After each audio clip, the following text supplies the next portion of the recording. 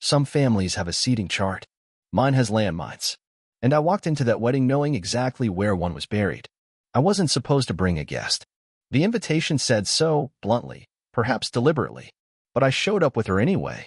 She looked stunning in steel blue, a color she picked without knowing it was dangerously close to the bridesmaids' dresses. I told her not to speak unless she wanted to. She said, "Don't worry. I'll know when the right moment comes." I believed her. Some letters arrive like bills. Others, like ghosts. The invitation came on a Tuesday, unceremoniously wedged between the kind of mail that assumes you've forgotten who you are. Coupons, credit offers, the curated emptiness of a life lived by default. But this envelope, thick, ivory, expensive, stood out like a confession tucked into a pile of lies. The handwriting was careful, slanted, confident, and uncomfortably familiar. It belonged to someone who'd never had to flinch when the truth showed up uninvited. It was addressed to me, and only me. No plus one allowed. They didn't say it outright, of course. That would have been too blunt, too graceless for the family aesthetic. Instead, it read, "Due to limited seating, we kindly ask for no additional guests." Which, in our lineage, was code for, "We want you there, but not whoever you're with these days. Just you. Alone. Quiet. Contained." I held the envelope for a long time, as if it might reveal something more if I just gave it the chance. The paper was creamy, deliberate. Everything about it whispered wealth, restraint, control. The wedding was for Max and Elise, two people so well assembled they looked airbrushed in real life. Max, technically, was my cousin. Our mothers were sisters, but family, in our world, had become more of a decorative term. We preserved the concept like antique furniture, admired from a distance, hollowed out of all usefulness, and never spoken of unless it was staged for guests. Weddings were our finest theater. Satin tablecloths, choreographed toasts, dysfunction dressed in pastels. Nothing said, "We're fine," like $10,000 worth of silence. I didn't RSVP right away. For 2 weeks, the cards sat on my kitchen counter beside a chipped ceramic bowl and a set of keys that no longer opened anything I considered home. I'd moved 3 times in 2 years. Not because I had to, because I couldn't stay still long enough to make peace with the walls. This invitation, though, it wasn't about reconnection. It was a test. A dare written in calligraphy. Can you show up and play nice? Can you sit quietly while we toast to unity and pretend we didn't erase someone out of our history like a coffee stain on linen? There was a girl once. She wasn't family. Not officially. But she lived in our house for a while. Said little. Moved quietly. Kept to the corners like she was made of something less than skin. I was 10 when she disappeared. There had been an argument behind a closed door, throaty, controlled rage, and by dinner, she was gone. Her room was emptied by morning. No one said her name. My mother referred to her absence the way you might refer to a misplaced spoon. An inconvenience, not a loss. I asked about her once. My mother's reply was like an anvil in a silk glove. Other people's shame isn't ours to carry. So I didn't ask again. But I never stopped wondering. Over time, her face blurred, like a half-erased drawing. Some days I wasn't sure she'd existed at all. Then, last spring, I was sifting through a box of old photos. One of them stopped me cold, a backyard birthday party, sun-washed and awkward. And there, just behind me, was a girl. Eyes watchful, body tense, hands at her sides like she wasn't sure she was allowed to be in the frame. I stared at it for a long time. That forgotten photograph became an itch I couldn't ignore. The internet makes it easier to find people these days, but harder to prepare for what you'll find. After a month of rabbit holes, deleted records, and accidental overlaps, I got a message. Short. No greeting. I think we're related. We met in person one morning, in a coffee shop where no one would know us. She looked older than I remembered, but younger than she should have, like someone who'd survived being half-seen her whole life. Her eyes were familiar. My father's eyes. The kind that looked past you unless they had a reason not to. She told me everything in the same voice people use to describe weather patterns or court verdicts. Calm. Neutral. Deadly. Her mother had been a maid in our house. She was 16 when she got pregnant. The arrangement wasn't consensual, not really. She was dismissed with money and silence, told to forget. But she hadn't. And neither had her daughter. Now, that daughter, my half-sister, was pregnant by a man she didn't know was part of our family. Not until it was too late. Not until the bloodline had looped in on itself like a snake. She wasn't planning revenge, she said. She didn't want to make a scene. She only wanted acknowledgement. Her existence had been hidden for long enough. She wanted to stand where she'd never been allowed, in the light, in plain view, where someone might finally have to look at her and not flinch. I told her about the wedding. The words came out before I'd even decided to speak them. I offered her the only invitation I had to a celebration built on denial. I told her she could come. I told her she didn't have to speak. I told her nothing had to happen. But truthfully, I needed her there more than she needed me. I RSVP'd the next day, checked the special dietary needs box and wrote, "None of your business." Folded it, sealed it, dropped it into the nearest mailbox like a confession. That night, I couldn't sleep. Not from fear. From clarity. I was done being polite. I was done pretending silence wasn't complicity. I didn't know what would happen at the wedding, but I knew I couldn't show up alone, not anymore. I wasn't just bringing her as a guest. I was bringing the ghost we were never allowed to name. And she was wearing a steel blue dress.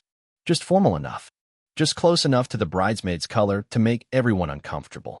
Just right. She didn't knock. She never had to. I picked her up the morning of the wedding. She waited outside her apartment building, standing like a question mark dressed in elegance. Her dress was simple, sleeveless, the color of stormlit water.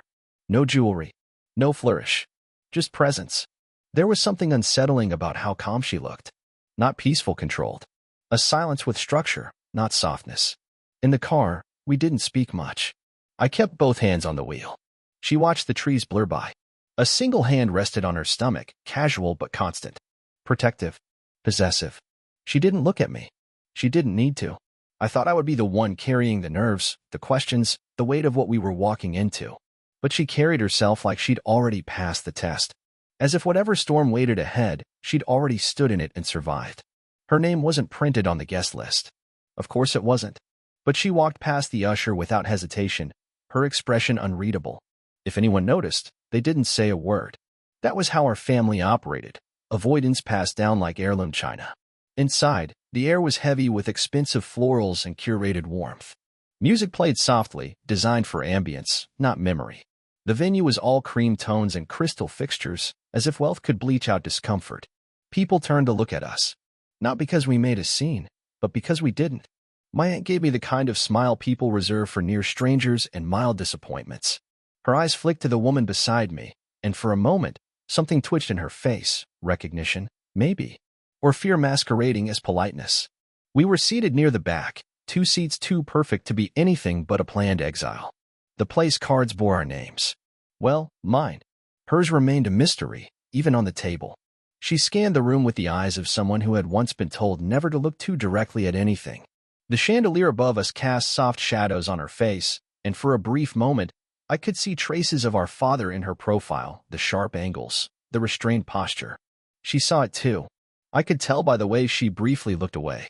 The ceremony was short, clean, nothing sentimental enough to linger. Vows were read, hands were held, rings exchanged. The couple smiled with the ease of people who'd never had to question their legitimacy. No one stumbled. No one objected. That was the point. It wasn't until the photos that the first hairline fracture appeared. She stepped away from our section and lingered near the edge of the garden where the group shots were happening. I saw heads turn. One of the cousins squinted in her direction. Not the right cousin, not yet, but close. A proximity that hummed like an oncoming migraine. She said nothing. She just stood there, hands folded neatly in front of her belly. Later, during cocktail hour, she stood by the terrace doors, quietly sipping something non-alcoholic. People passed her like she was a pillar, something fixed, unacknowledged. But their eyes lingered longer than their steps. No one asked who she was. That, too, was a family tradition. At one point, a child approached her, a flower girl, maybe 6 or 7 years old, and asked if she was one of the bridesmaids. She smiled but didn't answer. The child wandered away, satisfied with whatever truth she'd imagined. I remained mostly quiet, watching, measuring the temperature of the room like a frog in a pot. Everyone acted fine, which meant everyone already felt the tremor, whether they could name it or not. She leaned in once, just once, and said quietly, "You don't have to babysit me."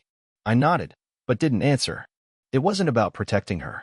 I was realizing that. She didn't come to be protected. She came because I invited her, and she trusted I meant it. At some point, we walked past the buffet line where a cluster of distant cousins had gathered. I felt the tension ripple before I saw the source, the cousin. Him. He was laughing. Casually charming, perfectly unaware. When his eyes flicked toward her, there was no spark of familiarity. Not yet. But that would change. It had to. She turned toward him slowly, eyes unreadable. Her fingers pressed briefly against her stomach, then dropped. It wasn't a gesture of theatrics. It was instinct. That was when I realized something. I had brought her thinking I was giving her backup. But I wasn't. I was the one being braced. She was ready. She'd been ready longer than I had. The only question left was when and how truth would arrive. You can always tell when a room remembers something it's tried to forget. The reception began like all our family events, tastefully muted, impeccably timed, and utterly hollow beneath the surface. The table settings were symmetrical to the point of neurosis. Every napkin crease-mirrored. Every candle the same height. Appearances were religion in this family, and perfection was prayer. She and I were placed near the back, close enough to see the couple, but far enough to be forgotten in photographs. An elegant exile. The music was soft, the kind chosen not to be noticed. The clinking of glassware and murmurs of praise for the imported wine filled the space where conversation should have gone. Faces lit up when cameras passed, then faded into weariness the moment the flash was gone. From our table, I watched the familiar performance unfold. My father stood near the head table, chatting easily with the groom's parents. His voice had that effortless cadence he used when lying convincingly. He hadn't seen us yet, not really. Or maybe he had and was pretending otherwise. He was good at that. She didn't watch him. Not directly. Her eyes skimmed past him the way one scans a landscape for danger, casual, but deliberate. Every few minutes, someone at a nearby table would glance at us. The pattern was always the same. Brief eye contact, a flick toward her face, then quickly away. A ripple of curiosity they didn't know how to name. And then came the second cousin, Logan. He was the kind of man who never looked embarrassed because he'd never learned the rules well enough to know when he should be. He wandered over with the half-smile of someone who assumes they're welcome in every room. I felt her stiffen as he approached, not from fear, but something harder to name. Anticipation, maybe. Resignation.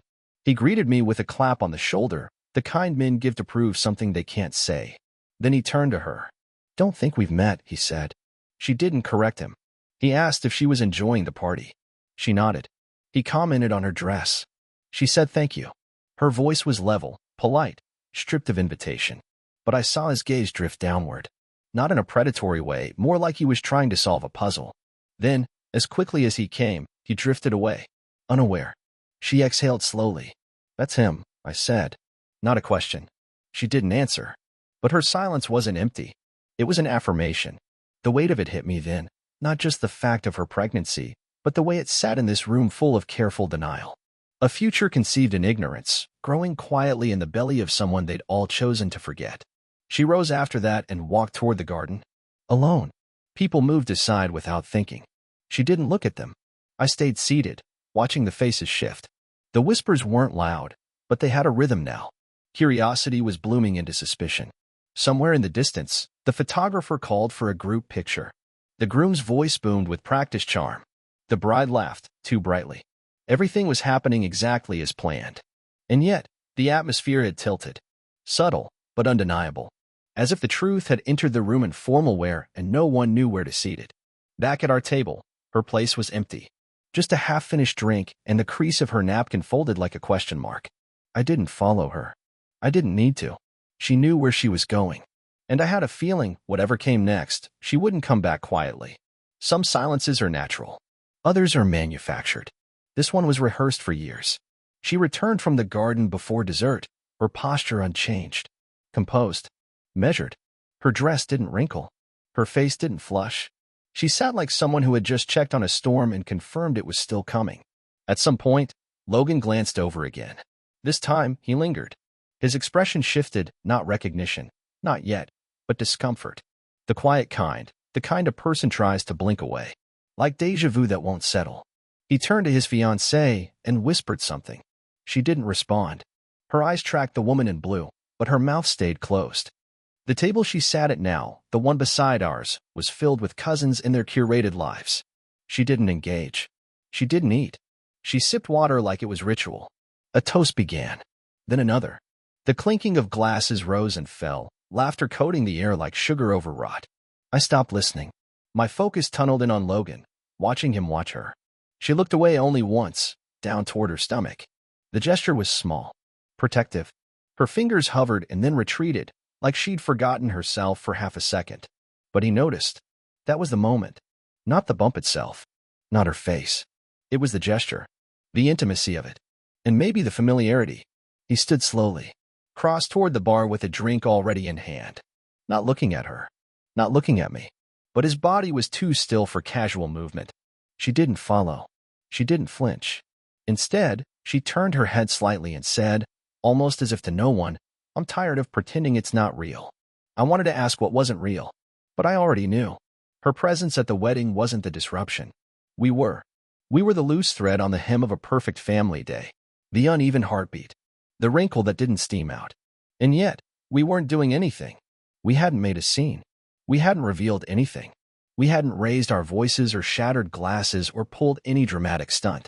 We'd simply existed.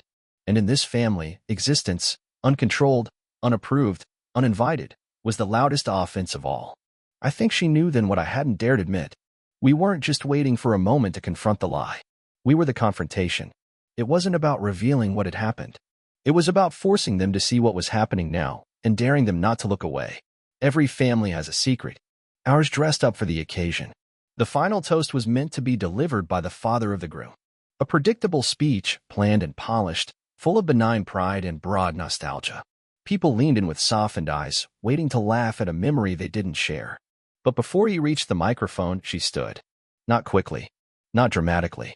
Just deliberately. There was no sound. No gasp. No cue. She stepped forward from the back row, her heels clicking softly against the stone floor. No one called her name. No one tried to stop her. The crowd, like every good audience, gave space to whoever claimed the stage. She didn't reach for a mic. She didn't climb onto a platform. She just stood in the center aisle, hands resting lightly over her stomach, eyes level and unshaking. And then she spoke. "I'm expecting," she said. The words weren't loud, but they landed with weight. A few people turned. Others froze mid-sip. Forks paused halfway to mouths. Time flattened. "I thought the father should know," she continued, "in case he'd forgotten how we met." A ripple moved through the room, not confusion. Recognition. She didn't name names. She didn't have to. Her face said the rest. Logan's glass slipped in his hand.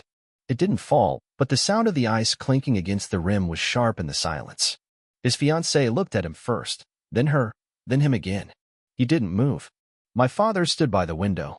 His posture, until then perfectly effortless, shifted. Barely. A twitch in his jaw. A retreat in his eyes. And that's when it happened. Someone, an older aunt, whispered something sharp. "She looks just like." The sentence didn't finish. It didn't have to. The resemblance had spoken. The room didn't explode. No yelling. No accusations. Just air sucked out like a vacuum had been turned on. She stayed there for only a moment longer, her eyes on no one and everyone. Then, quietly, she returned to her seat. No one stopped her. Not even him. The toasts did not resume. The photographer quietly disappeared. The laughter resumed, but it was brittle now. Glued porcelain. No one asked her to leave. But no one looked her in the eye again, either. Nothing breaks a family faster than the truth they already knew. We didn't stay for dessert. No one told us to go, but something in the air suggested we were finished, our part in the production was done.